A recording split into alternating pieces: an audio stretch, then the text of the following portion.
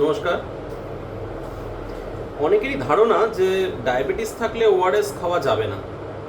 এটা কিন্তু সম্পূর্ণ ভুল ধারণা। কারণ ডায়রিয়া, বমি বা অতিরিক্ত ঘাম বা গরমে শরীরে যদি জল কমে আসে, সেক্ষেত্রে কিন্তু ডায়াবেটিস রোগীদেরও ওআরএস খুবই উপকারী।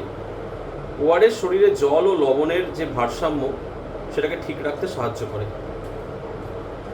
একেবারে বেশি না খেয়ে অল্প অল্প করে বারে বারে খেলে ভালো। সেক্ষেত্রে আমরা একটা জিনিস মনে রাখতে হবে যে কোল্ড ড্রিঙ্কস বা যেটা গ্লুকোজ ড্রিঙ্ক বা এনার্জি ড্রিঙ্ক যেগুলো বাজারে পাওয়া যায়, সেগুলো কিন্তু আদতেই আপনার ডিহাইড্রেশনকে কোনো ভালো করবে না। এগুলো আরও বেশি ডিহাইড্রেশন করে দেবে। কারণ শুধু গ্লুকোজ দিয়ে কিছু হয় না, আমাদের গ্লুকোজের সঙ্গে লবণটা খুব জরুরি।